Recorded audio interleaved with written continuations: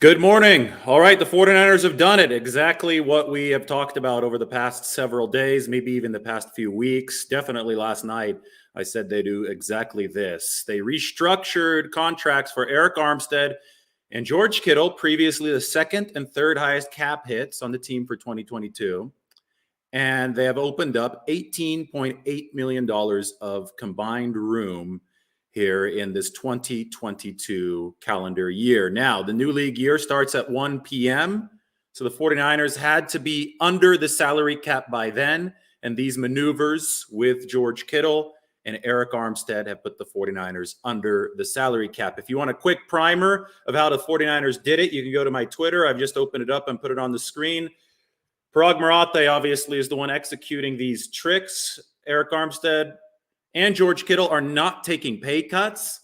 They've simply taken the maximum allowable portion of their 2022 base salary. So in Armstead's case, it's $13.1 million out of a $14.2 million base salary all the way down to the veteran minimum. You can't take any more than that of $1.12 million. And they've converted that amount to a signing bonus. They've added 2 void years to Armstead's contract, 1 void year to Kittle's contract, and spread the cap hits of the new signing bonuses that Eric Armstead and George Kittle got over the resulting years of the contract. So in Armstead's case, through 2026, also through 2026 for Kittle's case, he only had 1 void year though.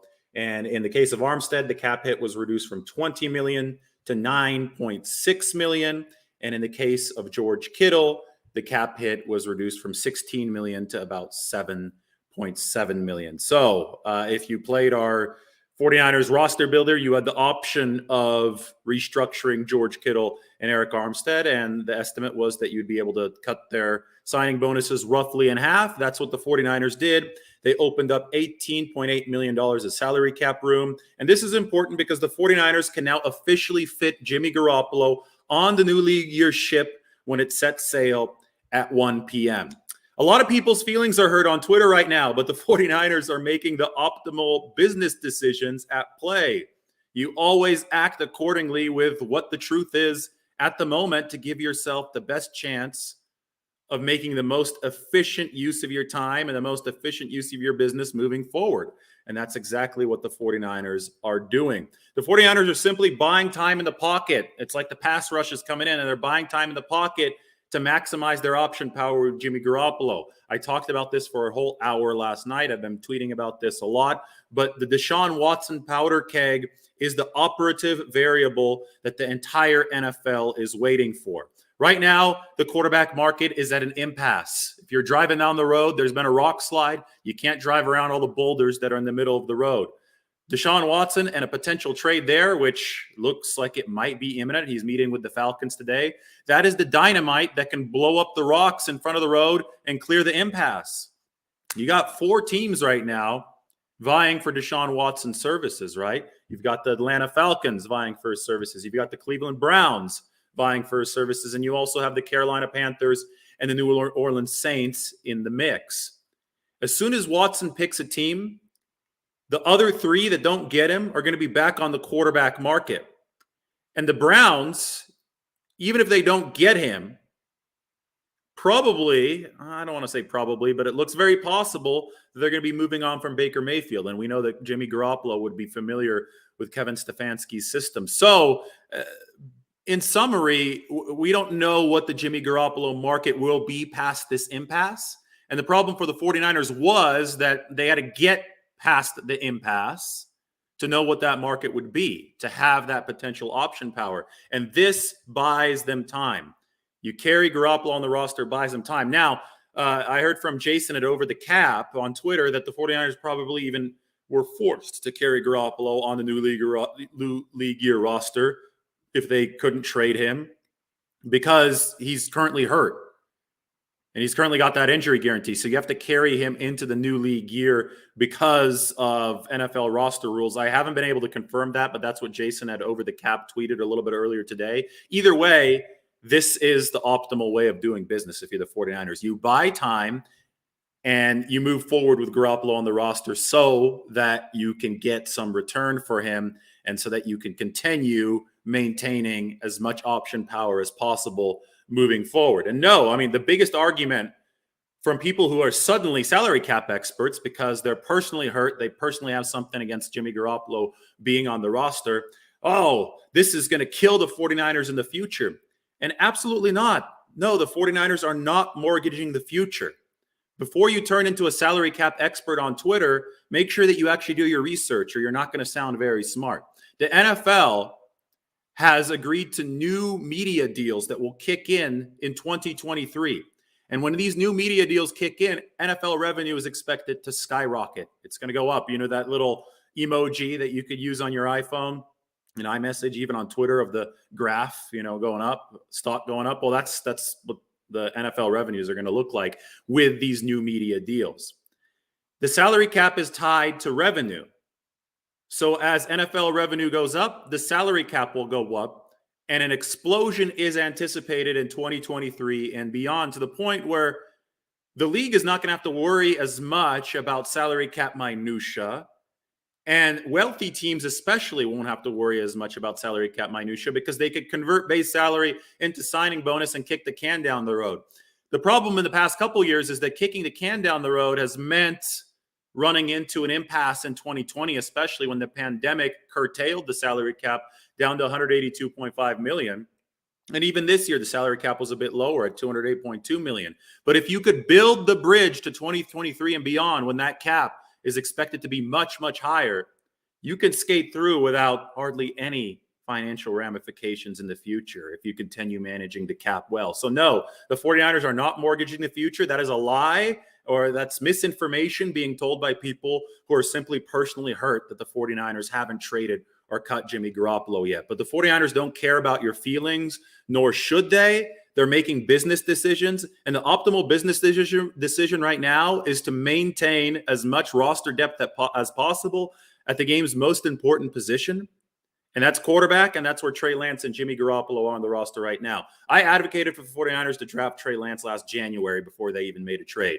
I told you guys that the 49ers would start Jimmy Garoppolo in 2021. And I also have been saying that the 49ers have several plans, plan A, plan B, plan C in place in case they couldn't consummate a Jimmy Garoppolo trade to their liking before the start of the new league year.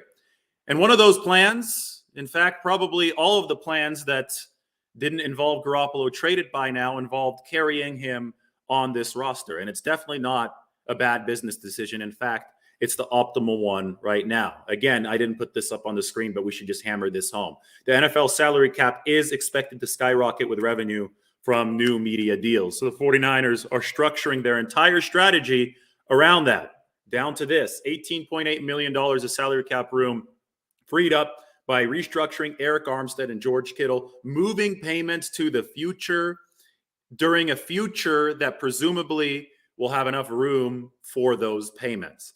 Now, yesterday, the 49ers also restructured Dee Ford's salary by adding some void years. So similar strategy. That was about $5 million worth of 2022 room. So you can add that onto that figure down below me. 18.8 plus about 5 is 23.8 million.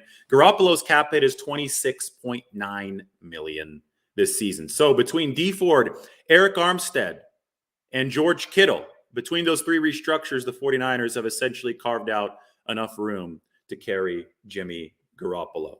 All right, so that's what's happening right now. Yesterday, I posted a to-do list for the 49ers over the next 24 hours.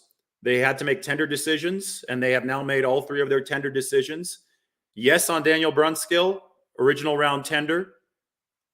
Yes on Azeez Al-Shire, second round tender. No on Kentavious Street, did not receive a tender. So the 49ers executed to-do list number one.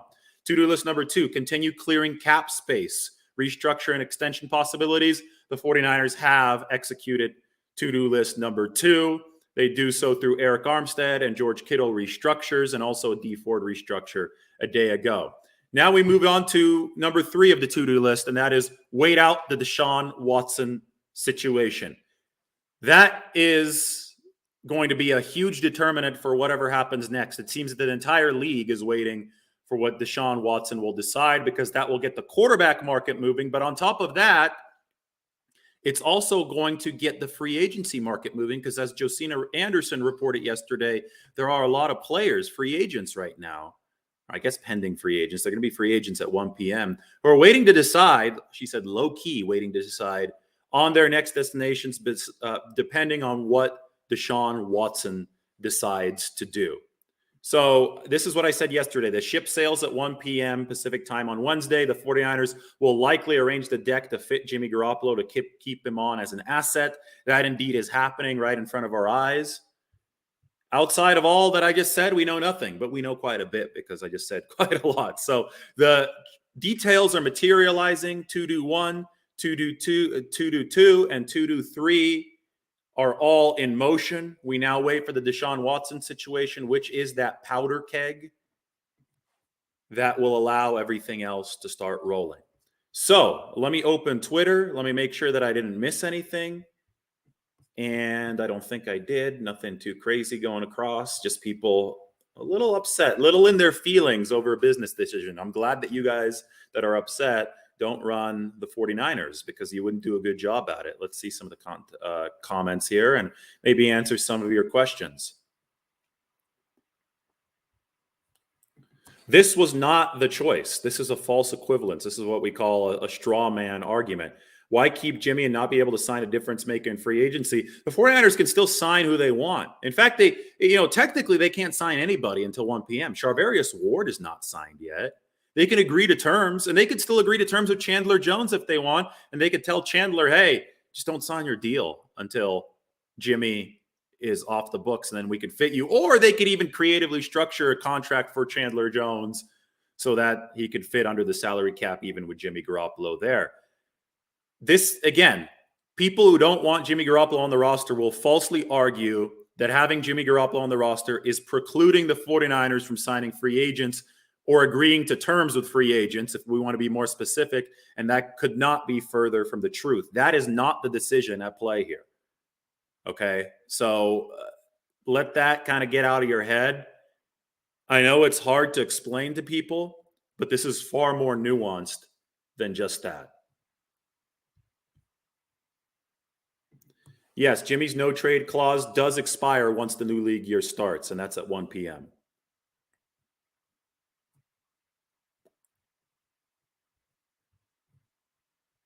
Will the 49ers extend Jimmy Ward and use the cap savings from that too to pay the rookie class? Well, the rookie class will cost about $7.7 million for all 9 picks, which is really cheap, obviously, for 9 players. And yes, extending Jimmy Ward is another cost-saving possibility. So is extending Samson Ebukam, who has an $8 million cap hit this year. The 49ers have only used 2 of their recourses right now. That is, or I guess 3 with the restructure of D Ford. So you have Kittle, you have Armstead, and you have Ford saving about $23.8 million.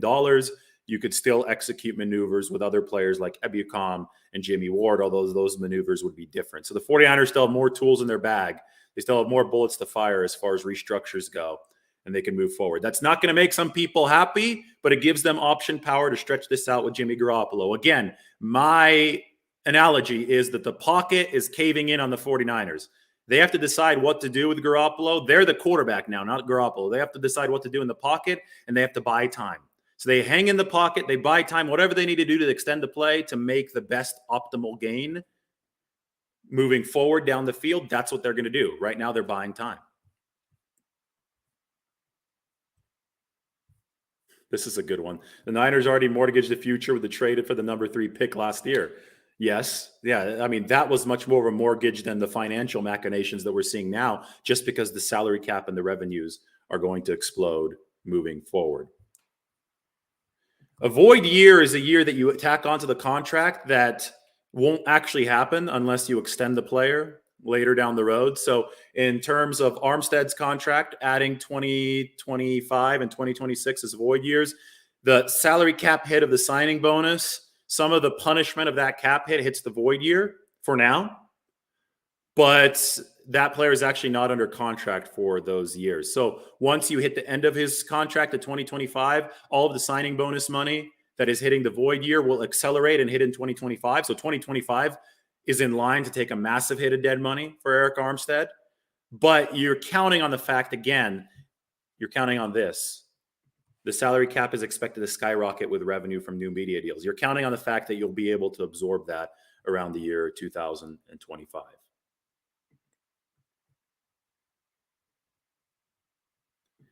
Can I see the 49ers making any further significant moves in free agency? Yeah, I could see at least one more significant signing in free agency.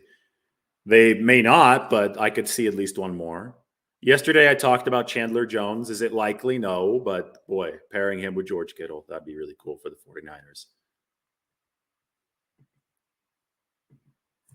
I think that Cleveland might go for Jimmy Garoppolo because I think they're probably done with Baker Mayfield. We'll see.